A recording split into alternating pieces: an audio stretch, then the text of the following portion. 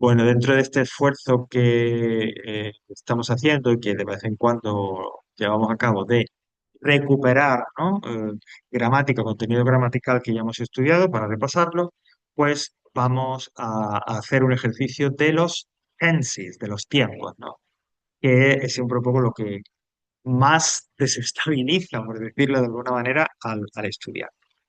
Bueno, esos tiempos que nos ocuparon prácticamente toda la primera evaluación y que terminábamos con las estructuras de futuro, después de que teníamos esos cuadros, ¿no? Eso que organizó esa alumna hace años para un poco ayudarnos a tenerlo claro, a sistematizar lo que era, cuáles eran los tiempos, y luego a continuación tenéis eso que dice Tense Revision Exercises. Y aquí tenéis varios archivos, ya hemos trabajado con algunos de ellos. Hay también en el archivo que vamos a ver ahora, que vamos a descargar y con el que vamos a trabajar, ejercicios de pasiva, que bueno, aunque no sean directamente relacionados directamente con los tiempos, pero bueno, en la pasiva también hay que utilizar tiempos verbales.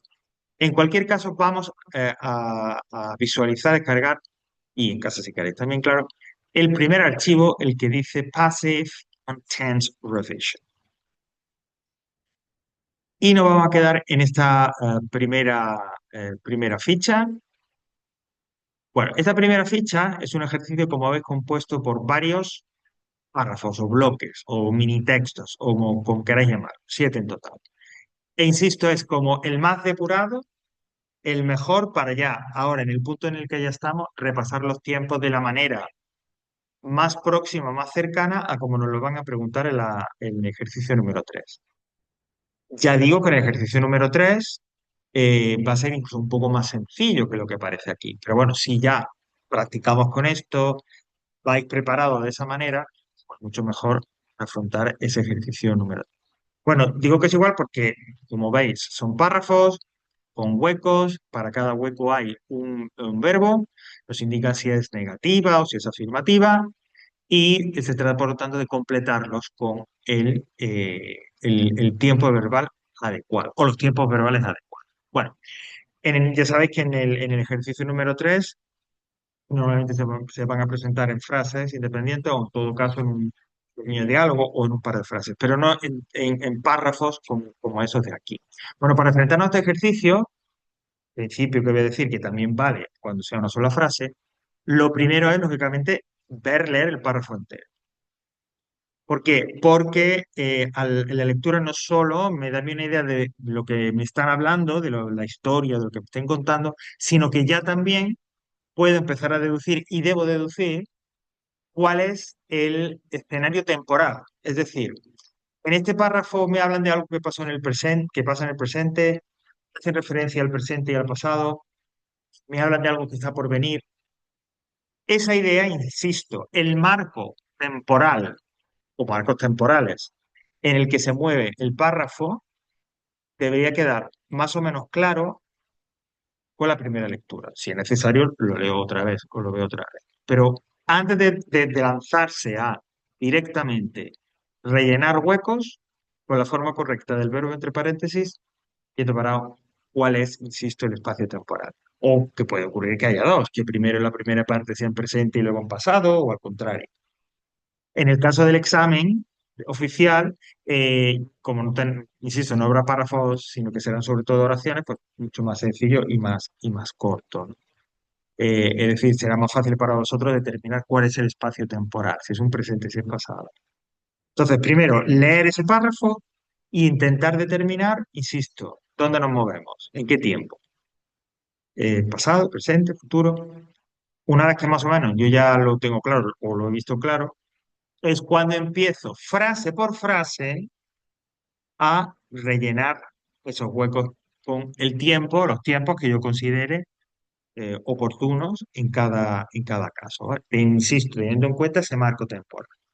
Ya vamos a hacer el primero y luego os dejo el 2 y el 3 para que batalléis un poco con ello. Vamos a hacer entonces en el primero, pues eso, ¿no? Sin rellenar nada. A ver, leerlo para, insisto, hacernos a la situación, oye, y ver, pues si va por un tiempo o va por otro. Bueno, dice, I, my sister for the last 4 years. Not see, con lo cual hay algo negativo. Vale. She abroad as a translator. ¿Ok? I con el verbo expect, she con el verbo be, back in the country before the end of the year. Bueno, me cuenta aquí algo de la hermana, que no la ve hace 4 años y que trabaja tal, o sea que, bueno, más o menos esa es la situación en la que se plantea. Pero ¿cuál sería el marco temporal? Es decir, ¿me estaría hablando de algo solo del pasado, directamente del pasado? ¿Me estaría algo hablando de algo presente o que se proyecta en el futuro? Como es habitual, aparte de lo que yo pueda deducir por la lectura, ¿no? Desde el contexto, por la lectura del párrafo entero, también luego, y sobre todo una vez que ya vaya frase por frase, habrá que fijarse en qué pistas para el tiempo correcto me aparecen en la oración, ¿vale? Bueno, de esta primera lectura, bueno, ¿qué debería quedarme claro? Que quizás pasado, pues del pasado parece ser que no. Por lo que me cuenta, por lo de tal, me habla de su trabajo. Es como que pareciera que no. Puede ser presente, puede ser futuro. Ahí ya no lo tengo tan claro. Bueno, pues entonces lo que me queda es seguir hacia adelante y ahora ya frase por frase. Cuando llegamos a este tercer paso, como digo, de frase por frase, cuando lo hagáis también en el examen, ya entonces hay que fijarse, insisto, no solo en el significado de la frase, sino en qué expresiones, palabras, elementos concretos aparecen ahí. Porque eso es una pista muy importante para determinar el tiempo. Vamos con la primera. I, el verbo see en el tiempo que vaya es en negativo, dice my sister for the last 4 years. Y ahí, en esa frase, hay una pista importantísima para más o menos indicarnos cuál es el tiempo. ¿Qué pista de esa frase, I, my sister, for the last 4 years? ¿Qué expresión sería que aparece ahí? Sería, como digo, una pista bastante importante. No sé si tenéis alguna idea ahí. I, my sister, for the last 4 years. Cuando For yo the hablo de last pistas, years, ¿no? Los de los últimos 4 años. ok, por ahí está, for years. Iba a decir cuando ha intervenido Javi y tal, que esas pistas en muchísimas ocasiones son expresiones de tiempo. Y en este caso, la expresión completa es for the last four For yours. years, que vendría Years. a traducirse durante los últimos 4 años. Y si repasamos, si vamos recordando, una expresión temporal con for, especialmente si esta se sitúa, como vemos aquí, al final de una frase, va conectada, o se relaciona con un tiempo muy concreto. En otras palabras, si yo tengo una frase en donde aparece una expresión temporal con for, más un periodo de tiempo, normalmente el verbo irá en present perfect, ¿vale? Eh, entre las muchas partículas que si already, que si yet, que si just, que acompañaban al present perfect, vimos también que expresiones temporales con for más un nombre de tiempo o con since más un nombre de tiempo se relacionaban, iban también con el present perfect y eran como marcadores de que, cuidado, que en esta frase lo más probable es que tengas un present perfect. Pues aquí ocurre eso. Durante los 4 últimos años, for más un sustantivo, como digo, indica, te está diciendo, oye, mira, eso es lo que ha pasado, viene pasando durante los últimos 4 años, ¿no? Y también un poco conecta esa for más el nombre de tiempo con la idea del present perfect de que comienza en el pasado y continúa en el presente. En definitiva, ¿cómo quedaría ese hueco que tengo que escribir ahí, ¿no? Vamos a poner aquí, tense revision. Bueno, pues de ese primer párrafo, lo primero sería I haven't seen my sister for the last 4 years. No he visto, llevo sin ver a mi hermana 4 años. Esa sería la idea, ¿vale? Como veis, teniendo en cuenta las pistas, primero de forma general y luego frase por frase, que me dan. El siguiente me dice, she worked abroad as a translator. Bueno, a lo mejor dices, no sé lo que es abroad. Translator, uf, me suena, no sé, debe ser lo que ella hace, su profesión, porque el verbo es work. Pues fijaos, solamente con eso, aun cuando yo no tenga claro, no sé lo que significa abroad, no sé lo que significa translator, pero sabiendo que si el verbo es work, eso de translator es como la profesión de esa persona, con eso ya me sería suficiente. Esa es la situación, ese es el contexto. Yo digo lo que hace mi hermana, cuál es el trabajo de mi hermana, es decir, digo algo que es habitual, lo que ella hace normalmente, a lo que se dedica. Por lo tanto, eso es present simple. Y las pistas están ahí, como digo, habla de su trabajo, habla de su profesión, digo a qué se dedica. Eso solo se puede poner con el present simple. Por lo tanto, sería she worked, afirmación, sujeto es she, likes. ¿Vale? ¿Veis? En cada frase debo de encontrar, debo de buscar eso que me dé a mí la pista y que me guíe hacia el tiempo que tengo que poner. Ay, perdón. Seguimos. I, she, back in the country before the end of the year. Ok. Vamos a empezar por el segundo, ¿no? Bueno, el verbo to be tengo que poner en el segundo hueco, quiero decir, back in the country, o sea, en el país, back, bueno, no sé, bueno, no tengo claro, pero en el país, antes, porque before, eso sí que debemos saberlo, del final de año. Ella, no sé qué tal, en el país antes del final del año. Es decir, aquí, después de ver lo de before the end of the year, lo que me está llevando es al futuro. Es decir, que eso que tiene que pasar con el verbo to be y ella como sujeto pasará en el futuro. ¿Cuál sería, por lo tanto, qué estructura tendríamos aquí para el futuro, para poner ese be en una estructura, insisto, del futuro y que indicara que esa acción va a ocurrir? En su momento vimos que había diferentes tipos de estructuras, que si el will, que si el going to, que si... Es decir, que algo más tiene que haber en la frase, aparte de lo que yo ya sé, de lo que me han dicho, lo de before the end of the year, para saber cuál es la estructura de futuro que tengo que utilizar. ¿Qué otra pista me queda? Expect, el verbo que viene antes.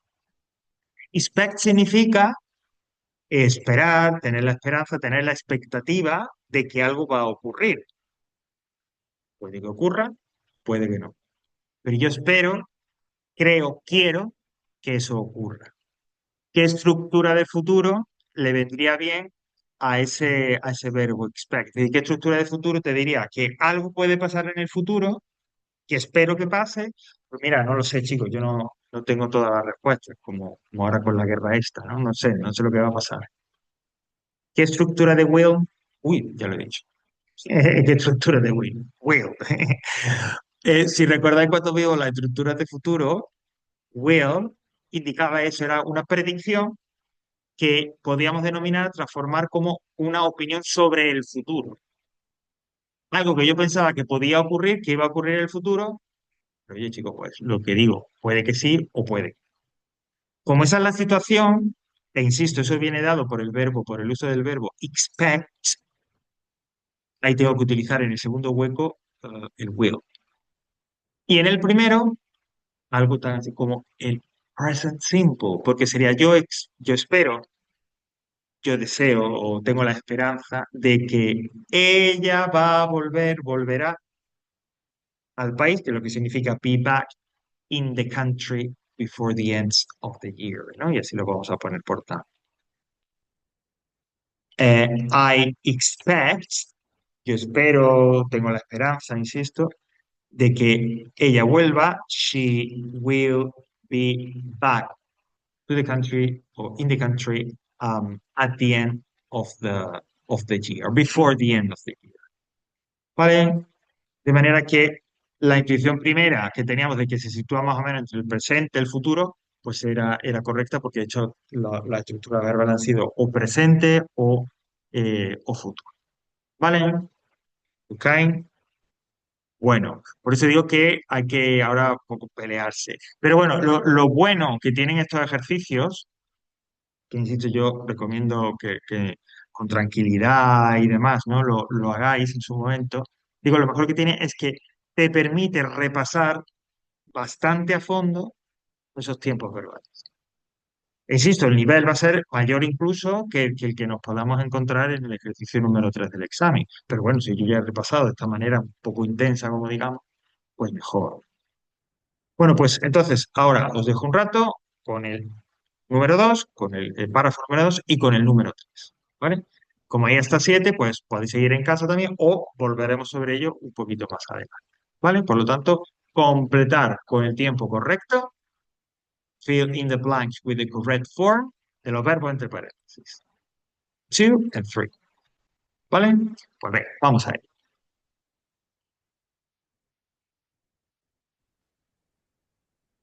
Y vamos a ir viendo entonces como decía, la solución para cada una de las ah, correcta, ¿no? Los tiempos correctos para cada uno de estos dos párrafos. Bueno, el primero, el number two, que dice, while the building company pulled down the old houses, many local residents, el verbo demonstrate outside the town hall in protest, el verbo is claim that these houses, historical monuments.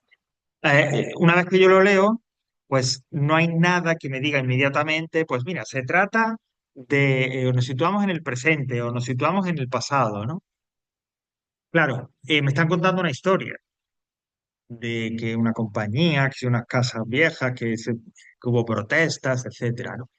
Normalmente las historias se cuentan en past simple, en pasado simple. Ese sería el principal argumento para justificar que este párrafo, esto que nos cuenta, se sitúa en el pasado simple, ¿vale? Es la opción más sencilla y la que, digamos, tiene más lógica. Insisto, nos cuenta una situación, una mini historia en el que hubo una gente porque iban a tirar unas casas, entonces la gente decía que eran unas casas a conservar, etcétera, etcétera. Y eso solamente lo puedo deducir, como digo, por el contexto, por la situación, ¿vale? Habría otra posibilidad que luego tiré rápidamente, tampoco quiero marearlo mucho, pero que es un poco más rebuscada y más enrevesada.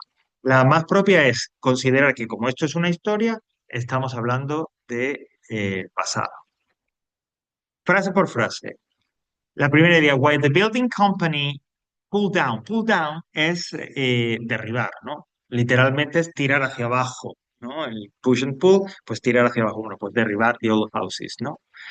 Lleva while delante. Si vamos recordando, una frase que empezaba con while, combinada con otra frase que no empezaba por nada, si no empezaba por ningún conector, sino con otra frase, digamos, normal. Esa otra frase que iba o que podía ir en pasado simple, insisto, volviendo a la frase que empezaba por while, según estudiamos en su momento, en esa frase el verbo, situándonos en el pasado, iba en past continuous. So while the building company was pulling down, mientras la compañía se dedicaba a derribar, estaba derribando, perdón, was pulling down the houses, ¿eh? Mientras esa compañía se dedicaba, como digo, a derribar, while the building company was pulling down the old houses. Y aquí la pieza principal es el while. Cuando una oración empieza por while y estamos en el pasado, past continuous. Many local residents. Y aquí yo admitiría dos posibilidades. Una podría ser demonstrated y sería en past simple, porque, insisto, como va en combinación con una oración con while, pues si la oración con while va con past continuous, la otra oración que la acompaña, con la que va relacionada, la gramática nos dice que debería ir passive. La daría probabilidad. Pero para mí es más correcto decir while, o sea, many local residents were demonstrating outside the town hall in protest. Porque también dos oraciones en pasado que iban relacionadas, que estaban conectadas, las dos podían ir en past continuous cuando hablaban de acciones que habían ocurrieron de forma simultánea a la vez, ¿vale? Eso es también otro de los usos que vimos en su momento, ¿no? Past continuous en dos oraciones diferentes que van relacionadas, que están conectadas, y que indicarían en ese caso dos acciones que ocurrieron de forma simultánea a la vez en el pasado. Yo creo que esa sería la más apropiada, la mejor aquí. Entonces diríamos, many local residents were demonstrating, es decir, estaban manifestándose outside the town hall project, en el ayuntamiento, en las afueras, o sea, fuera del ayuntamiento, delante del ayuntamiento, que eso es town hall, en forma de protesta, protestar. Continúa hablando de la gente, continúa en esa línea hablando de la gente que estaba protestando, ¿no? That these houses claim es reclamar, quejarse, pedir que algo cambie. Y aquí yo admitiría igual, yo daría por válido el they claim, ¿vale? Si yo podría admitir el claim, ellos clamaban, ¿verdad? O que vuelva a aparecerme como mejor opción, were claiming uh, that the houses, y ahora lo que siga. Claimed o were claiming. El único argumento aquí que habría para decir, para que alguien prefiriera el past simple claimed en lugar de were claiming, es el uso.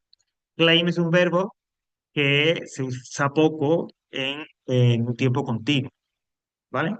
Ellos they were claiming, no, más bien they claimed. Ese sería el único, insisto, el único argumento que se podría utilizar para decir, bueno, prefiero el past simple antes que el past continuous, ¿no? Aunque la acción, por el contexto, por la situación, parece que indicaría algo que estaba ocurriendo durante un momento del pasado, estaba en progreso.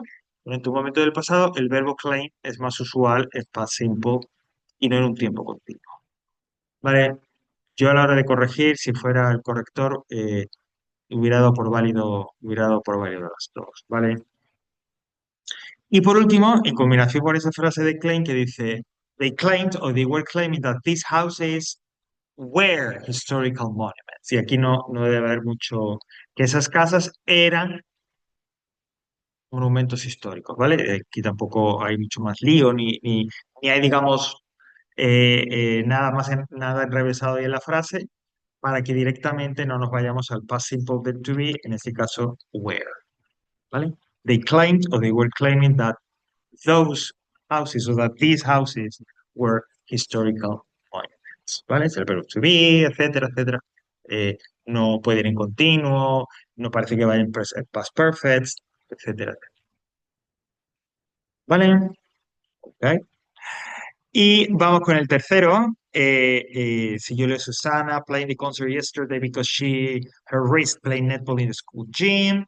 Her doctor had to rest her arm for at least 6 weeks. So she at the graduation ceremony next month either. Bueno, aquí, como sí disponemos ya de expresiones de tiempo, de ciertas expresiones de tiempo, eh, es más claro saber un poco el ambiente general, ¿no? O el espacio temporal general. Perdón, empieza el texto diciendo Susana, yesterday. Pues no hay más que plantearse, es el pasado, ¿no? Y de hecho, se sitúa así, se parece que todo va en el pasado, todo lo que le ocurre a Susana a continuación se sitúa en el pasado, salvo la parte final, el hueco final, la frase final en la que veis que dice next month. Pues es el próximo mes, ya eso es el futuro, ya se sitúa en el tiempo que tiene que venir. Entonces aquí tenemos una combinación de past, prácticamente todo el texto, pero al final puesto que nos lo indican con ese next month, nos sitúan en el futuro. Bueno, partiendo del pasado. Susana, not able es wasn't able. Es decir, aquí tendríamos un past simple, wasn't, was not able. Esta es estructura, lo pongo entre paréntesis, to be able to, que es ser capaz de. Es una forma de decir en el pasado, de utilizar en el pasado la idea de poder, de ser capaz de hacer algo. Yo creo que nos dará tiempo a ver los modales, nos referiremos a esto de alguna manera. Wasn't able, no, no es otro tiempo, es el past simple. Susana no pudo, habla de una acción pasada que ocurre en un momento concreto, tiempo.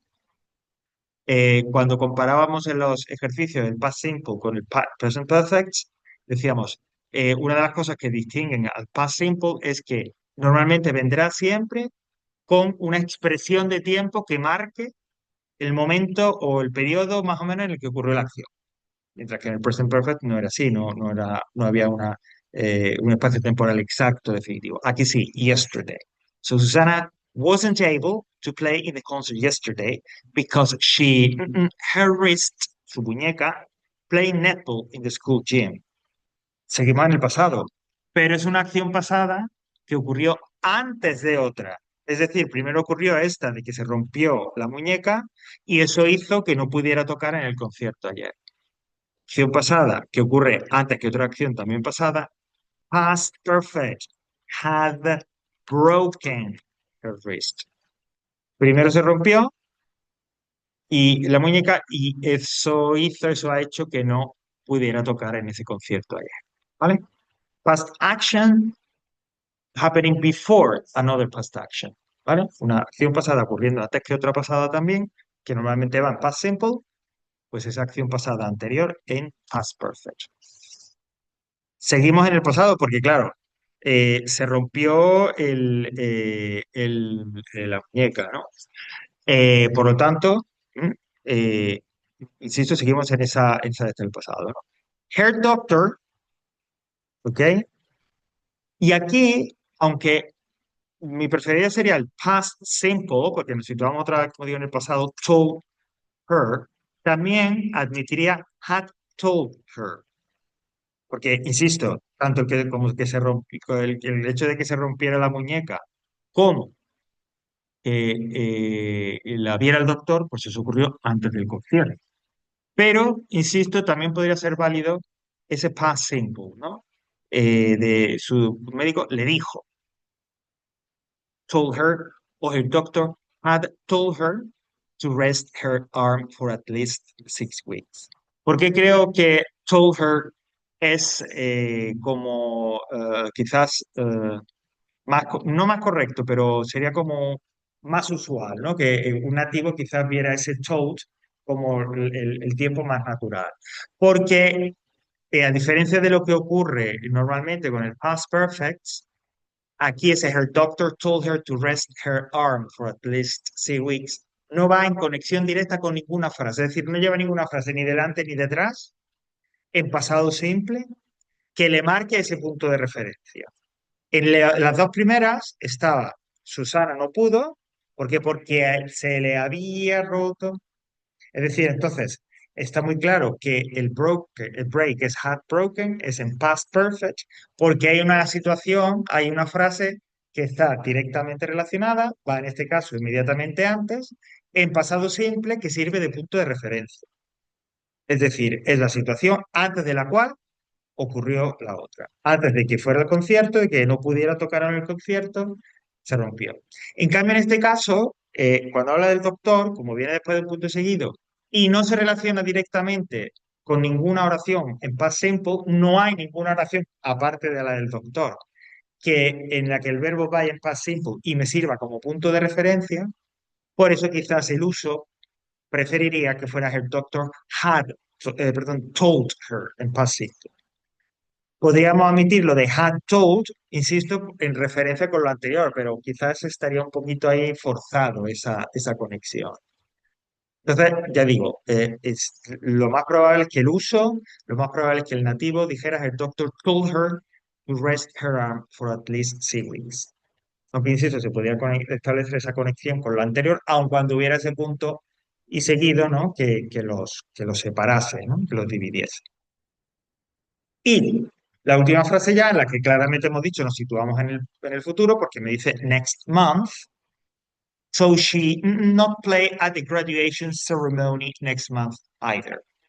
Ah, insisto, nos situamos en el futuro, pero estamos hacia el futuro y hay una cosa clara, hay una cosa muy clara. No va a ocurrir con total seguridad, ella no va a tocar en la ceremonia de graduación porque no da, ¿no? No son 6 semanas, el próximo mes no dan 6 semanas, por lo tanto todavía va a estar convaleciente. Es decir, es una acción futura que más que una predicción es algo seguro que va a ocurrir, ¿no? Eh, una de las formas de futuro para expresar eso que va a ocurrir segurísimo, es casi como que, oye, una promesa, un compromiso, y las promesas de compromiso ocurren prácticamente con toda seguridad. Podríamos admitir won't y diríamos she won't play in the ceremony at the graduation ceremony next month, ¿vale? Como que, y te prometo que no va a ocurrir eso. Incluso sería posible she won't be playing, ¿no? Aunque igual, ¿no? Yo prefiero la primera más que la segunda, ¿no? Pero también habría cabida, porque bueno, el hecho de que no tocará, ese won't be playing, ese uso del continuo aquí, indicaría, bueno, pues que no va a estar durante todo el concierto tocando, no, no va a poder ser. She won't play o she won't be playing. Insisto, ¿no? Un poco tirando de ese significado de will, como promesa, como expresión de un compromiso, ¿no? También a veces expresa esa idea a partir de ahí. Esa promesa o ese compromiso es tan real y tan fuerte que es que no va a ocurrir. Eso que digo con will o con won't no va a ocurrir, ¿no? Es 100% que va, perdón, o no va a ocurrir, ¿no? Es como, insisto, esa promesa, pero llevada un poco más allá, llevada a un grado mayor. No va a ocurrir. So she won't play o she won't be playing. Otras veces, otros cursos, como digo, me han dado como a los compañeros y demás, el present continuous. She isn't playing. El presente continuo, vimos en su momento también, que tiene un uso proyectado hacia el futuro, que son los future arrangements o planes futuros, ¿no? Que normalmente van asociados con hechos, con eventos sociales, una cena, un almuerzo, una cita, una quedada con amigos. Y en donde, cuando yo expreso eso con present continuous, esa idea de futuro, todo está preparado, todo está cerrado y por lo tanto es casi seguro que ocurra. Siguiendo un poco ese train of thought, ¿no? Ese un poco hilo, ¿no? De pensamiento, ya digo, había compañeros que me decían el present continuous, she isn't playing. Bueno, lo podía dar por válido. Se me escaparía un poco porque realmente no es un hecho social de mm, una cita que tú vas a ver un concierto, no a darlo, ¿no? Casi que podría considerarse como algo así, ¿no? De trabajo, pero no voy a decir que no fuera algo que se pudiera aceptar, ¿no? She isn't playing, porque el presente continuo, cuando habla de estos future arrangements, insisto, como son acciones futuras relacionadas con hechos sociales, en las que ya está todo preparado, pues si hablo de unas vacaciones, ya sé el hotel, por supuesto el destino, el hotel, a qué hora salimos, a qué hora volvemos, etcétera, etcétera. Y por lo tanto, hay casi un 100% de seguridad de que ocurra. A través de esa idea, como digo, de esas ideas, podría encajarse aquí, ¿vale? Bueno, intenso, ¿no? Bueno, la idea era un poco a través del ejercicio y de la explicación, ¿no? Pues que un poco vayamos acostumbrándonos a ese mecanismo, ¿no? O a ese juego, ese procedimiento para intentar determinar con lo que me da la frase, con todo lo que me da la frase, el tiempo o los tiempos correctos que tenga que poner. ¿Vale? Si hay alguna pregunta. Vale, pues vamos a cerrar aquí.